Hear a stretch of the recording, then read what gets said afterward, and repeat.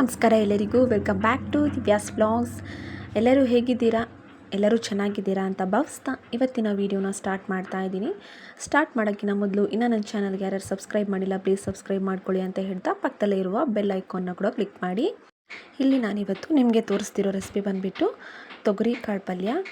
ತೊಗರಿ ಕಾಳನ್ನ ನಾನು ಕುಕ್ಕರ್ಗೆ ಹಾಕ್ಕೊಂಬಿಟ್ಟು ಅದನ್ನು 2 ವಿಸಿಲ್ ಆಗೋಷ್ಟು ಕೂಗಿಸ್ಕೊತಾ ಇದ್ದೀನಿ. ಇನ್ನೊಂದು ಕಡೆ ಸ್ಟವ್ ಆನ್ ಮಾಡಿಕೊಂಡು ಒಂದು ಪ್ಯಾನ್ ಇಟ್ಕೊಂಡು ಅದಕ್ಕೆ 5ರಿಂದ 6 ಬೆಳ್ಳುಳ್ಳಿ ಹೆಸರು ಮತ್ತು 5 ಹಸಿಮೆಣಸಿನ್ಕಾಯಿ, 2 ಟೊಮೆಟೊನ ತೊಗೊಂಡಿದ್ದೀನಿ. ಎಲ್ಲವನ್ನು ನೀಟಾಗಿ ಸ್ವಲ್ಪನೇ ಎಣ್ಣೆ ಹಾಕ್ಕೊಂಡು ಸ್ವಲ್ಪ ಬಾಡಿಸ್ಕೋಬೇಕು.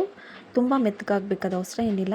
ಸ್ವಲ್ಪ ಅದು ಎಣ್ಣೆ ಎಲ್ಲ ಹೀರ್ಕೊಂಡು ಬಾಡೋದ್ರೆ ಸಾಕು. ಸ್ವಲ್ಪ ಹೊತ್ತು ಈ ಥರ ನಾನು ಒಂದು 2ರಿಂದ 5 ನಿಮಿಷದವರೆಗೂ ಚೆನ್ನಾಗಿ ಮಿಕ್ಸ್ ಮಾಡ್ತಾ ಫ್ರೈ ಮಾಡ್ತಾ ಇದ್ದೀನಿ. ತುಂಬಾ ಟೇಸ್ಟಿಯಾಗಿರುತ್ತೆ ಈ ರೆಸಿಪಿ. ನೋಡ್ತಾ ಇರ್ಬೋದು ಸ್ವಲ್ಪ ಎಲ್ಲ ಚೆನ್ನಾಗಿ ಈಗ ಮಿಕ್ಸ್ ಆಗಿ ಚೆನ್ನಾಗಾಗಿದೆ.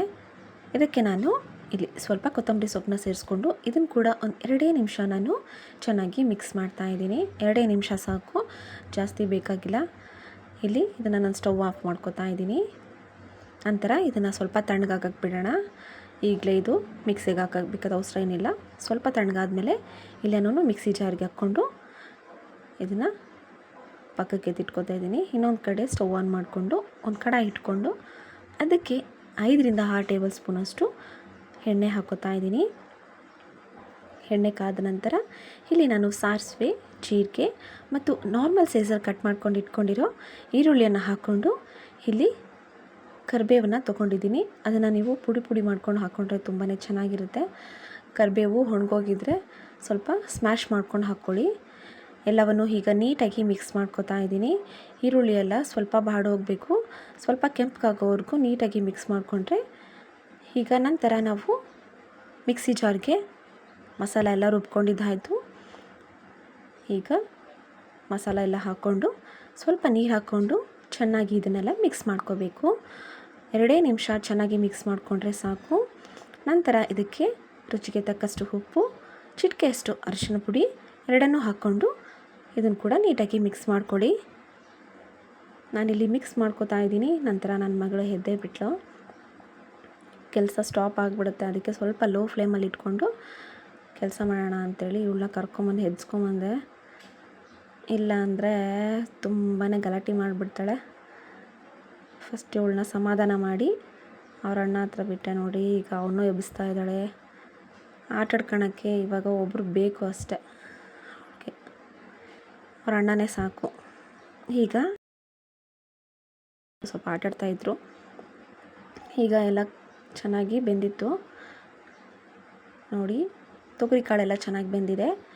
ಈಗ ಆ ಮಸಾಲೆ ಎಲ್ಲ ರುಬ್ಕೊಂಡಿದ್ವಲ್ಲ ಅದು ಚೆನ್ನಾಗಿ ಎಲ್ಲ ಗಟ್ಟಿಯಾಗಿತ್ತು ನೋಡಿ. ಅದಕ್ಕೆ ಈಗ ಇದನ್ನೆಲ್ಲ ಹಾಕ್ಕೊಂಡು ನೀಟಾಗಿ ಮಿಕ್ಸ್ ಮಾಡ್ಕೋಬೇಕು. ತೊಗರಿ ಕಾಳು ಹಾಕ್ಕೊಂಡು ಆದಮೇಲೆ 5ರಿಂದ 6 ನಿಮಿಷದವರೆಗೂ ಚೆನ್ನಾಗಿ ಮಿಕ್ಸ್ ಮಾಡಿಕೊಂಡು ಇದನ್ನು ಕುದಿಸ್ಕೋಬೇಕು. ಈಗ ರೆಡಿ ಆಗಿದೆ ನಮ್ಮ ತೊಗರಿ ಕಾಳು ಪಲ್ಯ. ಇದರ ಜೊತೆ ನಾವು ರೋಟಿ, ಚಪಾತಿ ಜೊತೆಗೆ ತುಂಬಾ ಚೆನ್ನಾಗಿರುತ್ತೆ ಈ ಸೈಡ್ ಡಿಶ್ ತೊಗರಿ ಕಾಳು ಪಲ್ಯ. ನೀವು ಕೂಡ ನಿಮ್ಮ ಮನೆಯಲ್ಲಿ ಒಂದ್ಸರಿ ಟ್ರೈ ಮಾಡಿ ನೋಡಿ. ತುಂಬಾ ಟೇಸ್ಟಿಯಾಗಿತ್ತು. ಬಿಸಿಯಾಗಿದ್ದರೆ ತುಂಬಾ ಚೆನ್ನಾಗಿರುತ್ತೆ. ಈಗ ಮಧ್ಯಾಹ್ನ ಎಲ್ಲ ಊಟ ಎಲ್ಲ ಮುಗಿಸ್ಕೊಂಡು ಆಗಿದ ನಂತರ ಇಲ್ಲಿ ನಾನು ತೋರಿಸ್ತಾ ಇರೋದು ಸಾಯಂಕಾಲದ ವಿಡಿಯೋ. ಇದನ್ನು ಮರ್ಜ್ ಮಾಡಿ ಹಾಕಿದ್ದೀನಿ, ನೋಡ್ಕೊಂಬರೋಣ ಬಾ.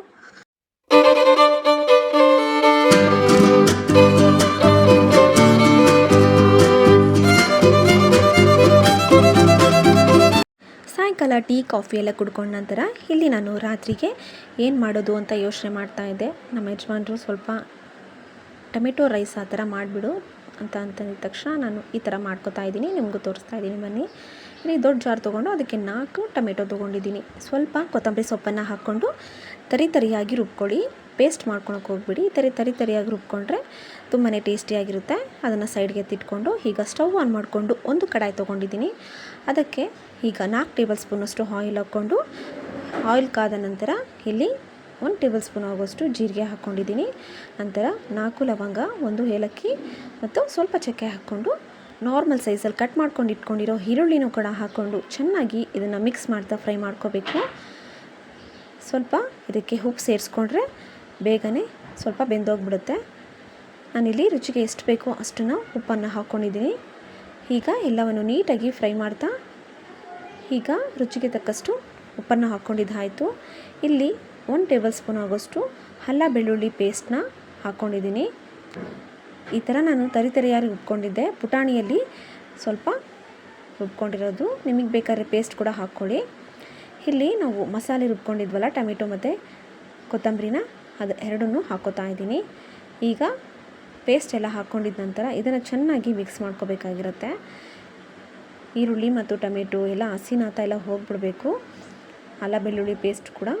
ಈಗ ಸ್ವಲ್ಪ ಕರಿಬೇವಿನ ಸೊಪ್ಪನ್ನು ಕೂಡ ಹಾಕ್ಕೊಂಡು ಸ್ವಲ್ಪ ಚಿಟಿಕೆಯಷ್ಟು ಅರಿಶಿನ ಪುಡಿ ಮತ್ತು 1 ಟೇಬಲ್ ಸ್ಪೂನ್ ಆಗೋಷ್ಟು ಅಚ್ಚ ಖಾರದ ಪುಡಿ ಕೂಡ ಹಾಕ್ಕೊಂಡು ಎಲ್ಲವನ್ನು ನೀಟಾಗಿ ಫ್ರೈ ಮಾಡ್ಕೊಳ್ಳಿ.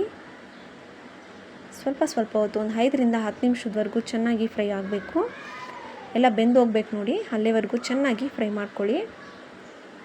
ಆಗಲೇ ನಮಗೆ ಒಂಥರ ಘಮ ಸ್ಮೆಲ್ ಬರುತ್ತೆ. ಅಲ್ಲಿವರೆಗೂ ಫ್ರೈ ಮಾಡಿಕೊಂಡ್ರೆ ಸಾಕು. ನೋಡಿ, ಎಲ್ಲ ಎಣ್ಣೆ ಎಲ್ಲ ಸೈಡಿಗೆ ಬರ್ತಾಯಿದೆ ನೋಡಿ, ಆ ಥರ ಫ್ರೈ ಮಾಡ್ಕೋಬೇಕು. ಈಗ ಇದಕ್ಕೆ ನಾನು ಸ್ವಲ್ಪ ಗರಂ ಮಸಾಲಾನ ಆ್ಯಡ್ ಮಾಡ್ತಾಯಿದ್ದೀನಿ.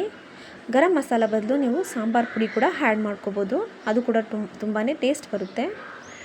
ಈಗ ಎಲ್ಲವನ್ನು ಗರಂ ಮಸಾಲ ಹಾಕ್ಕೊಂಡಿದ್ದಾದಮೇಲೆ ಚೆನ್ನಾಗಿ ಮಿಕ್ಸ್ ಮಾಡ್ಕೊಳ್ಳಿ.